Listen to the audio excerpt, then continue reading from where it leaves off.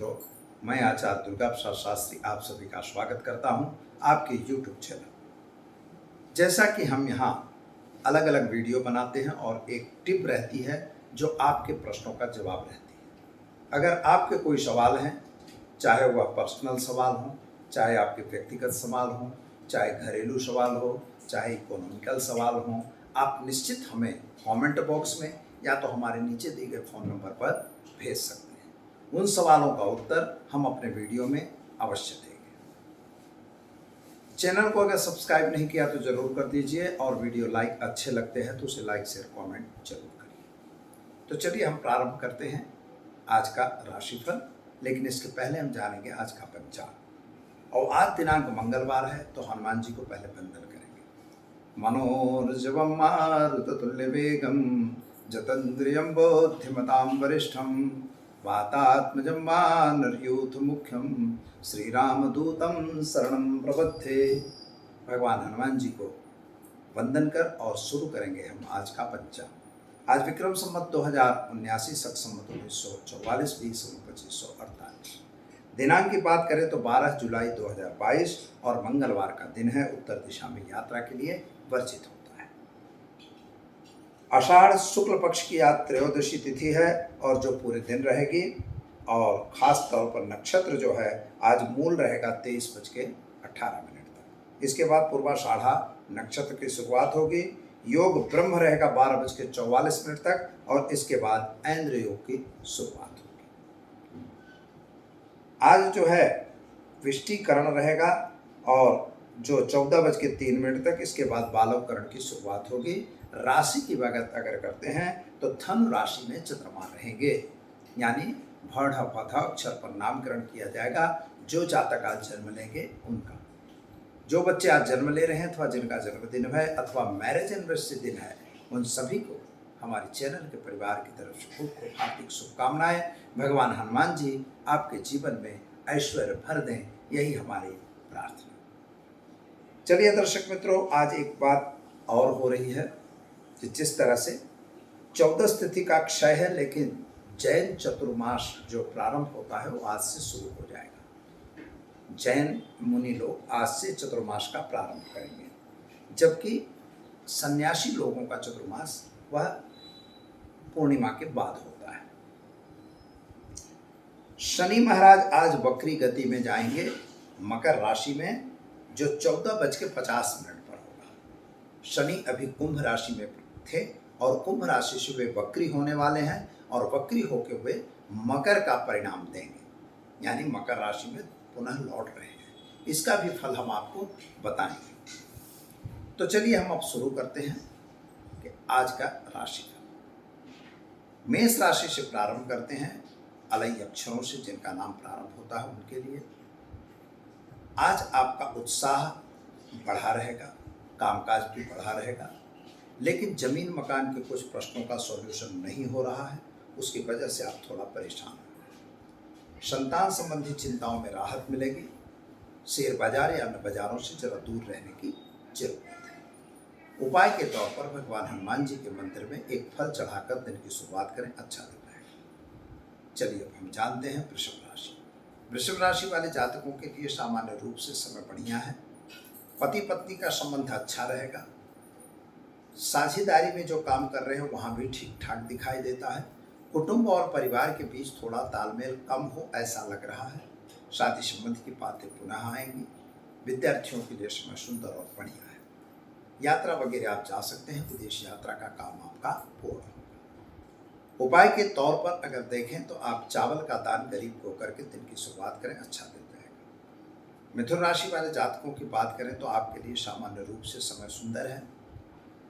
जल्दबाजी आपको करने की जरूरत नहीं दिखाई देती। इकोनॉमिकल रूप से आज का दिन थोड़ा कमजोर है, यानी सोर्स ऑफ इनकम कम है और जो है खर्च ज़्यादा है, तो यह आपको मैनेज करके चलाना होगा। अगर मैनेजमेंट बिना करेंगे तो आपको नुकसान होगा। उत्साह में आके कोई गलत काम न हो जाए, इसका भी ध्यान देना है। और कोई अगर आपको हथेली में चंद्रमा दिखाता है तो उस तरफ दौड़ने की जरूरत नहीं है। उपाय के तौर पर गाय को घास खिलाइए, दिन की शुरुआत करके अच्छा दिन रहेगा। कर्क राशि वाले जातकों की बात करें तो आपके लिए सामान्य रूप से समय बढ़िया और सुंदर है। जल्दबाजी आपको भी नहीं करनी है, खासतौर पर पैसों का लेन देन नहीं करना है। अगर वैसा करेंगे तो आपका नुकसान हो सकता है। बड़ी पुरानी बीमारी अगर जो चल रही थी वो अभी भी यथावत है, उसमें कोई राहत नहीं मिल रही है। माता और पिता का स्वास्थ्य थोड़ा सा नासाज दिखाई देता है। खास तौर पर आप विद्यार्थी वर्ग के लिए सुंदर समय है। आपके लिए विदेश यात्रा वगैरह का काम सरलता से पूर्ण हो सकेगा। उपाय के तौर पर आज एक गरीब को भोजन कराइए, दिन की शुरुआत के लिए अच्छा दिन रहेगा। सिंह राशि वाले जातकों की बात करें तो आपके लिए आज अच्छा दिन दिखाई दे रहा है। सोर्स ऑफ इनकम भी बढ़ रही है। जो पुराने कार्य आपके रुके हुए थे वे कार्य भी पूरे हो रहे हैं। सरकार की तरफ से कोई अच्छा फायदा हो सकता है या नई नौकरी वगैरह मिलने के चांस दिखाई देते हैं। खासतौर पर भाग्य आपका साथ दे रहा हो ऐसा आज आपको महसूस होगा। तो क्या करेंगे, तो भगवान सूर्य को जल चढ़ाकर दिन की शुरुआत करें, अच्छा दिन रहेगा। कन्या राशि वाले जातकों की बात करें तो आपके लिए सामान्य रूप से समय बढ़िया है। हो सकता है कि आपके संतान संबंधी चिंताओं में वृद्धि हो सकती है। खासतौर पर मित्रों का साथ सहकार आपको मिलेगा। खर्च का प्रमाण आपका बढ़ रहा है। खर्च पे कंट्रोल करना आपके लिए जरूरी है। माता और पिता का स्वास्थ्य सुधार पर है। वाहन वगैरह खरीदने का योग भी बन रहा है। उपाय के तौर पर आज आप गाय को घास खिलाकर दिन की शुरुआत करें, अच्छा दिन रहेगा। तुला राशि वाले जातकों की बात करें तो आपके लिए सामान्य रूप से समय बढ़िया और सुंदर है। यात्रा वगैरह पे आपका भी जाना हो सकता है। वाहन वगैरह खरीदने का भी समय आ गया है।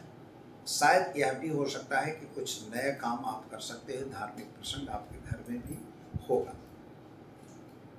विद्यार्थियों के लिए समय सुंदर और अच्छा है। विदेश यात्रा वगैरह के कार्यों में सफलता मिलेगी। उपाय के तौर पर आज एक गरीब को भोजन कराकर दिन की शुरुआत करें, अच्छा दिन है। चलिए अब जानते हैं वृश्चिक राशि नए अक्षरों से जिनका नाम प्रारंभ होता है उनके लिए। आपके साथियों का साथ सहकार तो आपको मिलेगा, लेकिन आपके मन में जो विचार आ रहे हैं उन विचारों को अगर आप कार्यान्वित करना चाहते हैं तो उसमें थोड़ा सा विलंब हो सकता है। मित्रों का साथ सहकार आपको मिल ही रहा है, लेकिन पति पत्नी का संबंध अच्छा नहीं दिखाई देता। संतान संबंधी चिंताएं आपको बढ़ाएंगी। विदेश यात्रा वगैरह कार्यों में सफलता मिलेगी। विद्यार्थियों के लिए समय सुंदर और अच्छा है। गाय को गुड़ खिलाकर दिन की शुरुआत करें, अच्छा दिन रहेगा। धन राशि वाले जातकों की बात करें तो आपके लिए सामान्य रूप से समय बढ़िया और सुंदर है। यात्रा वगैरह आप भी जा सकते हैं। कुछ आपके पुराने काम जो रुके हुए थे, सरकार में रुके हुए, तो वे कार्य आप पूर्ण होंगे। नौकरी वगैरह में आपको प्रमोशन मिल सकता है या ट्रांसफर वगैरह भी हो सकता है। जो लोग व्यापारी हैं उनके लिए भी समय सामान्य रूप से अच्छा है। भाग्य आपका साथ देता हो ऐसा आपको महसूस होगा। क्या करना होगा, तो ओम होम जुम सह मंत्र का प्रयोग करके दिन की शुरुआत करें, अच्छा दिन रहेगा। चलिए अब जानते हैं हम मकर राशि। खजा अक्षरों से जिनका नाम प्रारंभ होता है उनके आपके ग्रहों की स्थिति के हिसाब से समय बढ़िया है। कुछ नया काम आप करना चाहते हो उसमें आप आगे बढ़ सकते हैं। यात्रा वगैरह पे भी जाना हो सकता है। खर्च का प्रमाण आपका भी बढ़ रहा है। सोर्स ऑफ इनकम आपकी आती हुई दिखाई दे रही है, लेकिन जाने का जो मार्ग है वह ज़्यादा है, तो खर्च ज़्यादा हो रहा है। घरेलू कुछ नुकसान भी हो सकती है। आपसी तालमेल में थोड़ी कमी आ सकती है। क्या करेंगे, तो ओम नमः शिवाय मंत्र का प्रयोग करिए, दिन की शुरुआत करिए, गरीब को भोजन कराइए, दिन की शुरुआत करिए, अच्छा दिन रहेगा। चलिए अब जानते हैं हम कुंभ राशि। अक्षरों से जिनका नाम प्रारंभ होता है उनके लिए आपके जमीन मकान संबंधी प्रश्नों का तो सॉल्यूशन आ चुका है अथवा आ ही रहा है। सोर्स ऑफ इनकम भी आ रही है। कहीं ऐसा नहीं है कि आपस में कुछ तालमेल बिगड़ता हो। भाइयों भाइयों का तकरार हो सकता है। खास तौर पर पति पत्नी का संबंध बिगड़ सकता है। न बिगड़े इसका ध्यान आपको देना होगा। कुटुंब और परिवार के साथ का तालमेल कुछ कमजोर दिखाई दे रहा है। यानी कुल मिला के देखा जाए तो दिन में थोड़ी सी कमजोरी दिखाई दे रही है। स्वास्थ्य आपका ठीक है। स्वास्थ्य संबंधी चिंताओं में राहत मिलेगी। उपाय के तौर पर आज आपको एक गरीब को भोजन कराकर दिन की शुरुआत करें, अच्छा दिन रहेगा। चलिए अब हम जानते हैं मीन राशि। अक्षरों से जिनका नाम प्राप्त होता है उनके आपके ग्रहों की स्थिति के हिसाब से समय सामान्य अच्छा है। आप कुछ नया काम करना चाहते हैं और कर भी सकते हैं। नौकरी वगैरह में प्रमोशन मिलना या तो आपको कोई दूसरी जगह जाना। अगर आप नौकरी छोड़ना चाहते हैं तो समय बहुत अनुकूल नहीं है, अतः जिस नौकरी में हैं वहीं पे बने रहिए, यह ज़्यादा अच्छा है। विदेश यात्रा वगैरह के कार्यों में आपको सफलता जरूर मिलेगी। विद्यार्थियों के लिए समय सुंदर और बढ़िया है। आपको कुछ नया काम करने का चांस मिलेगा और उसमें आप आगे बढ़ेंगे। क्या करेंगे तो गाय को चने की दाल को रोटी खिलाकर दिन की शुरुआत करें, आपका दिन बेहतर और सुंदर रहे। तो दर्शक मित्रों, ये तो 12 राशियों का राशिफल रहा। अब हम जान लेते हैं कि मान लीजिए आपकी कुंडली में कोई ऐसा दोष है कि जिसकी वजह से शादी नहीं हो रही है, तो शादी क्यों नहीं हो रही, यह एक प्रश्न है। कभी कभी हमने जो देखा है, बहुत सारी जन्मपत्रियों को अनुभव करने के बाद 2-3 चीज़ें विशेष मिली हैं कि जिनमें कभी कभी आपका तलाक हो गया, फिर शादी नहीं होती। कभी कभी ऐसा होता है कि तलाक हुआ शादी हुई, तलाक हुआ शादी हुई, ऐसा भी बनता है। और कभी कभी शादी होती ही नहीं। तो यह कारण क्या है? तो ज्योतिष में सप्तम भाव जो है वो आपका शादी का भाव है। शादी के बाद का सुख जो है अष्टम भाव और द्वादश भाव से मिलता है। लेकिन मित्रों, द्वादश भाव को न देख के अष्टम भाव को आप जरूर देखिए। तो सप्तम भाव और लग्नेश, इन दोनों का क्या कॉम्बिनेशन है कुंडली में, सबसे पहले इसको देखना पड़ेगा। सप्तम भाव कहीं दूषित तो नहीं हो रहा है?